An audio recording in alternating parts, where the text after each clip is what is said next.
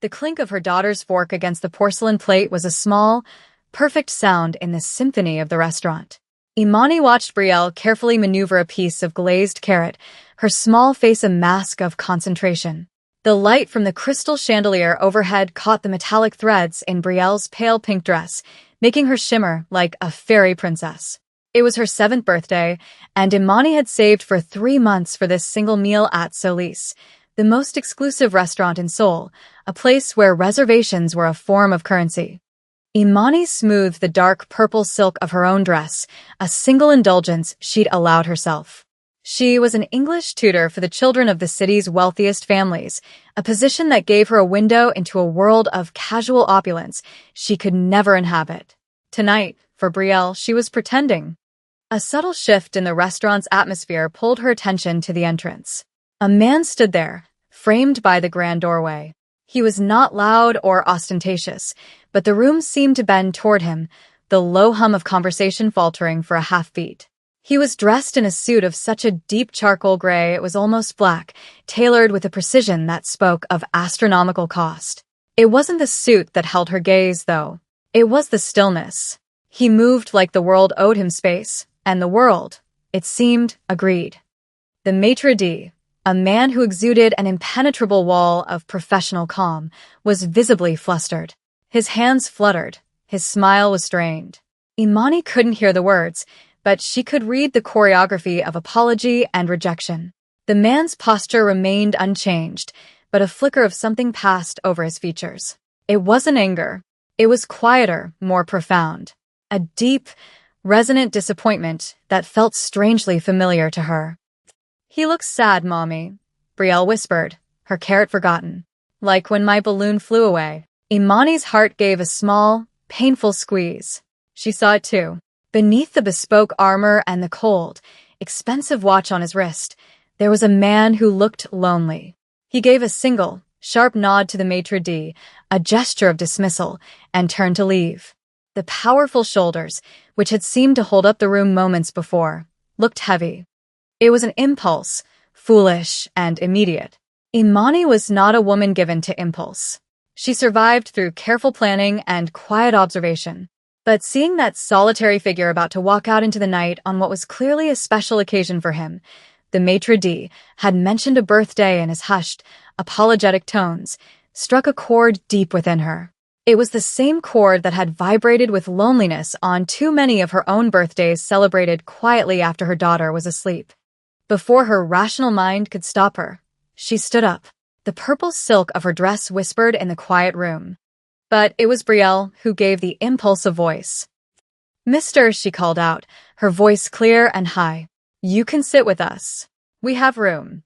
Every head in the restaurant turned, first to Brielle, then to Imani, and finally to the man at the door. He froze, his hand on the ornate brass handle. He turned slowly, his eyes, dark, intelligent, and utterly unreadable, finding them across the expensive, cavernous space. For a moment, the world seemed to hold its breath. The maitre d' looked as if he might faint. The man's gaze fell on Imani. It was not a casual glance. It was an assessment, sharp and thorough, as if he were memorizing the lines of her face, the defiant set of her jaw, the way her hand rested protectively on her daughter's shoulder. She met his gaze, her heart a frantic drum against her ribs, refusing to look away. This was a mistake. A colossal, beautiful, terrifying mistake. He took his hand off the door. He walked toward their table, each step silent and deliberate on the plush carpet. He didn't look at the other diners, who were now pretending not to stare. He looked only at her. As he arrived, the scent of his cologne reached her, a clean, sharp note of cedar and something else, something like cold night air. He stopped beside their table, a towering, silent presence. "There's room," he asked. His voice was a low baritone, deeper than she'd expected, with a smooth, velvety texture that did nothing to calm her nerves. Imani swallowed. "Yes," she managed, her own voice sounding thin to her ears. "My daughter is insistent." He looked at Brielle, who beamed at him. "It's my birthday dinner," she announced proudly, "but we can share it." A ghost of a smile touched the man's lips, a fleeting expression that didn't quite reach his eyes. It is my birthday as well. He slid into the empty chair opposite them. The space between them, once empty, was now filled with a tension so thick Imani felt she could taste it. He placed his hands on the white linen tablecloth, fingers laced together. They were elegant hands, long and lean, but there was a power in their stillness, a hint of lethality that a lifetime of tailored suits couldn't quite conceal. That was the moment everything changed. The moment a simple dinner became a contract signed in silence, under the glittering, unblinking eyes of a crystal chandelier. The waiter, who had been hovering like a nervous bird, descended upon them. The man, he hadn't offered a name, and Imani didn't dare ask, ordered a bottle of wine that cost more than her monthly rent without glancing at the menu. He ordered it with a quiet authority that left no room for argument. The meal began in a strange, stilted silence. Imani was acutely aware of his presence, the way he held his fork, the way his dark eyes missed nothing. He ate with an economy of motion that was both graceful and unnerving. He was surprisingly gentle with Brielle, however. He listened to her rambling stories about school and her best friend with a focused attention that most adults lacked. "Do you have a little girl?" Brielle asked, her mouth full of creme brulee. Imani shot her a warning look. "Brielle, that's not polite." "It's a fair question," the man said, his voice soft. He looked at Brielle, and for the first time, the coldness in his eyes seemed to recede, replaced by a deep, ancient sadness. "No. "I do not. I had a sister once.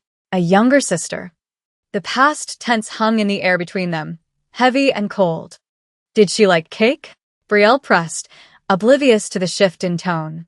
"She loved it," he said, and the corner of his mouth lifted in that phantom smile again. "We always had a strawberry cake for our birthdays.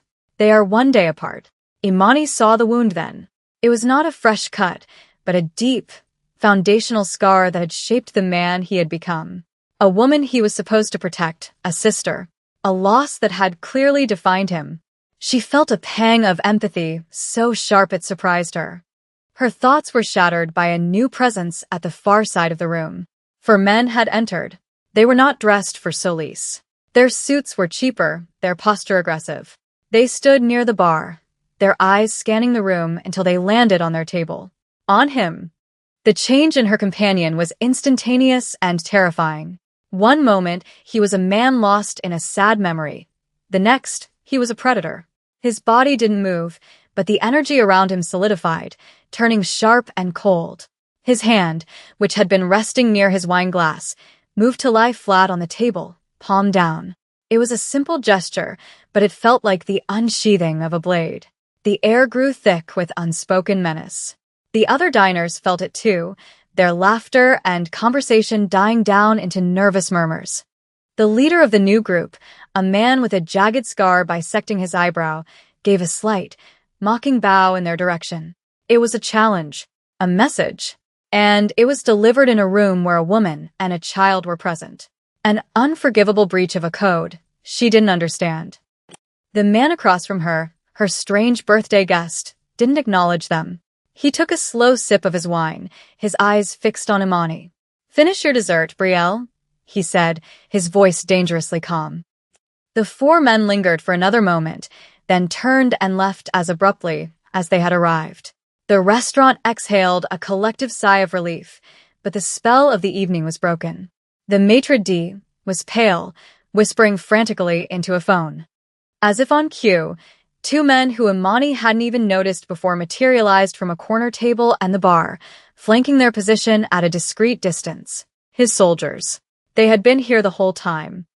Her guest placed a thick stack of bills on the table, more than enough to cover the meal and the terror he had brought with him. He looked at Imani, his face an impassive mask once more. "My driver will see you and your daughter home safely," he said. It wasn't a suggestion. It was a dismissal, a way to cut the cord, to erase the mistake of letting an outsider into his orbit. She could have taken it. She could have grabbed Brielle, hurried out into the night, and tried to forget this entire bizarre, frightening evening. It was the sane and logical thing to do. But looking at him, she saw the rival's eyes on her and Brielle. They hadn't just seen him. They had seen them. Leaving now didn't feel like an escape. It felt like walking out into an open field with a target on her back. Paradoxically, the most dangerous place in Seoul, right next to this man, suddenly felt like the safest. She met his gaze, her own resolve hardening. "Brielle isn't finished with her birthday cake," Imani said, her voice steady. She picked up her own fork. "And neither am I." Surprise flickered in his dark eyes. It was the first genuine emotion she had seen in him that wasn't tied to his past.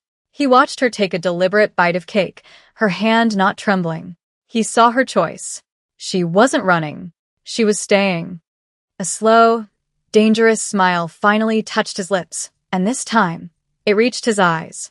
It was not a kind smile. It was a smile of possession, of recognition. "Very well," he said. "Let's finish the cake." He didn't take her home. There was no taxi, no discussion.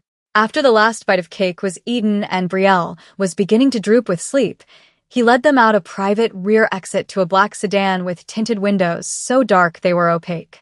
One of his silent soldiers held the door. "My name," he said, as the car pulled smoothly into the neon-lit streets of Seoul, "is Kwon Jae-hyun." He said it like he was giving her a weapon. Or a key.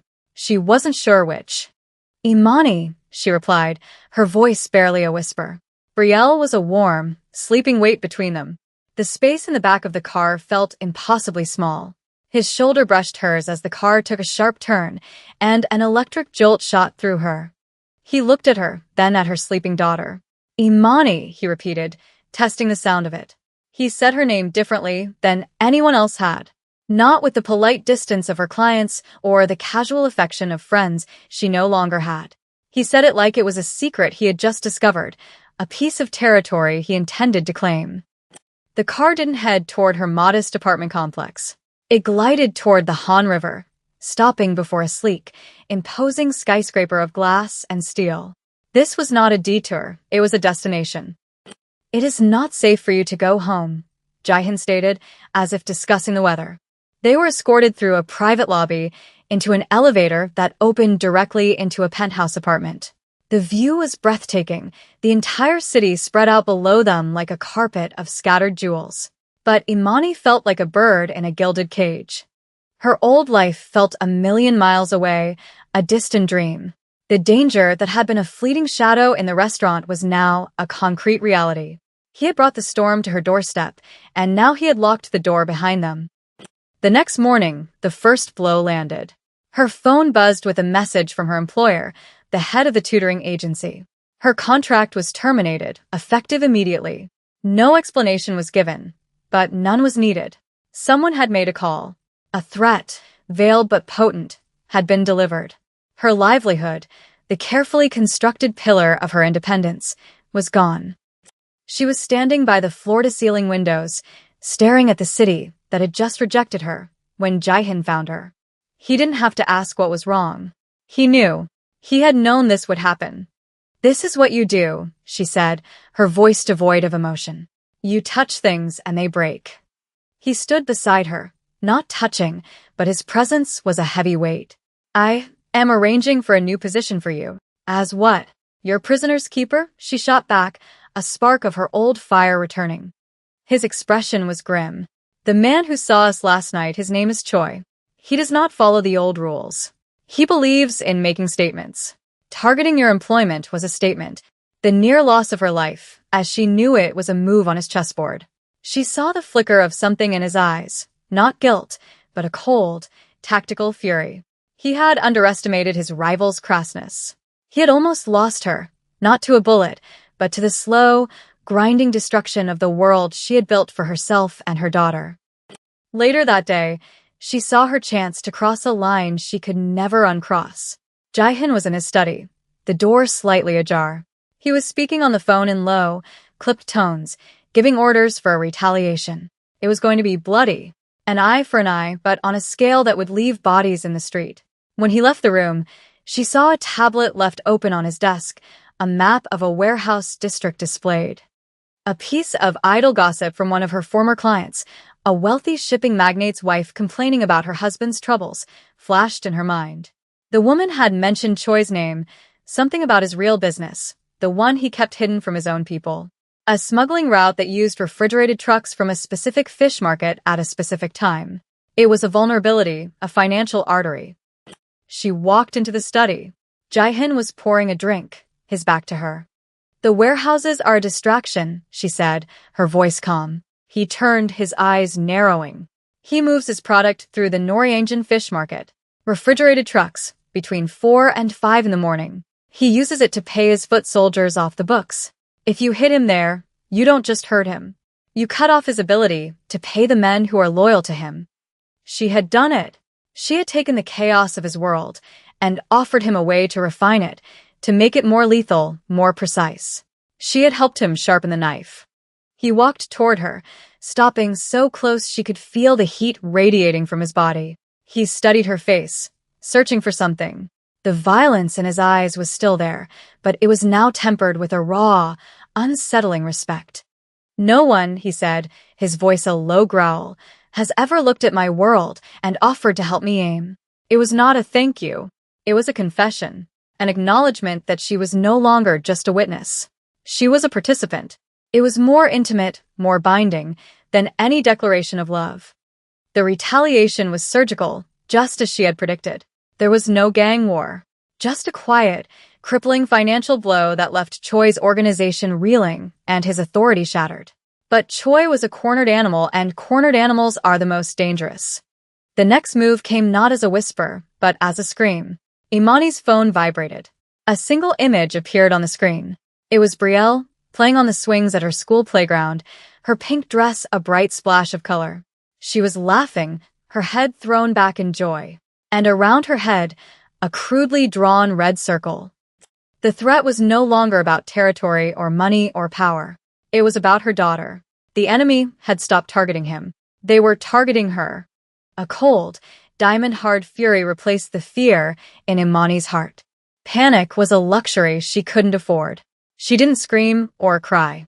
She looked closer at the photograph, her mind working with a terrifying clarity.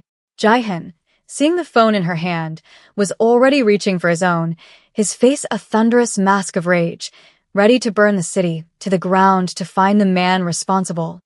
"Wait," she said, her voice sharp, stopping him cold. Her finger traced a shape on the screen. There. In the background of the photo, barely visible behind the trees of the playground, was the corner of a building. It had a distinctive blue tile pattern on its facade, a detail she recognized. It was the old Hanjin Textiles building, a derelict property she'd heard one of her former clients, a real estate developer, complaining about. He'd been trying to buy it for months, but the ownership was tied up in a web of shell corporations. A web he had mentioned was rumored to be controlled by Choi's faction. "The photo was taken from that building," she said, looking up at Jaehyun, her eyes blazing. "The Hanjin Textiles building on the corner of Siachodero. That's his nest." She hadn't just given him a target. She had given him the key. She was not a damsel to be rescued. She was the strategist who would guide his sword for the final, killing blow. He looked at her, a dawning understanding in his eyes. He wasn't just saving her daughter. They were saving her together. Jaehyun's response was not the explosive war he had first intended. It was silent, swift, and utterly devastating. Using the information Imani had given him, he didn't just send men to the building. He sent lawyers. He sent forensic accountants. He unraveled the entire network of shell corporations tied to that one property, exposing Choi's financial empire and cutting off his power at the source. The physical threat was neutralized almost as an afterthought, his rival's power base having crumbled to dust beneath him. Choi was removed not with a bang, but with the quiet, final click of a bank account being frozen. In the aftermath, the penthouse was silent. Brielle was asleep in a bedroom that now looked like a princess's storybook, safe and sound. But the cost of that safety was absolute. Imani's old life was gone, reduced to ash. She could never go back to being just a tutor, to the comforting anonymity of a normal life. She had seen the darkness underpinning the city, and worse, she had found she could navigate it. The price of her daughter's safety was her own innocence. Jaehyun stood by the window, looking out at the glittering city. He had paid a price, too. The solitude that had been his fortress for so long had been breached. He could no longer operate as a solitary predator. He had a family to protect. He turned to face her, his expression unreadable in the dim light. There were no apologies. Apologies were for men who had made mistakes. He had made a choice. "My sister," he began, his voice rough, cutting through the silence. "When she was taken from me, I swore I would build an empire so strong that nothing I cared for could ever be touched again. I built all of this to protect her memory." He took a step closer, his gaze intense, pinning her in place. "I was wrong," he said. "This is not an empire to protect a memory. It is a fortress to protect a future." He looked toward the hallway where Brielle slept, then back at Imani. "Our future." It wasn't a question. It wasn't a proposal. It was a statement of fact. A declaration of a new reality that they now shared. Weeks passed. The city's pulse beat on, oblivious to the silent wars fought in its shadows. Imani stood at the vast dining table of the penthouse, no longer a guest but a resident. She wasn't wearing silk, but a soft, comfortable sweater, her hair tied back as she pointed to a character in Brielle's Korean workbook. "This one means family," she said softly. Brielle carefully copied the character, her small tongue sticking out in concentration. The private elevator chimed, and Jaihan entered. His suit jacket was off, his tie loosened at the collar. The warrior returning from the battlefield. He didn't speak, but his eyes found her across the expanse of the room. He walked past them, his hand brushing the back of Imani's chair in a gesture so fleeting it was almost imaginary, and went into the kitchen. The sound of a cabinet opening, the flow of water into a kettle, the click of the burner igniting. They were normal sounds, domestic sounds. Sounds that had no place in the world of a man like him. Yet here they were. Imani looked up from the workbook, her gaze meeting his over the kitchen island. He was watching her. She didn't smile. He didn't smile. There was no need. In the quiet space between them, a universe of understanding passed. They had chosen this dangerous, complicated, beautiful life, forged in fear and tempered by loyalty. The silence wasn't empty. It was full of the unspoken truth of what they had become, a family protected by a fortress of their own making.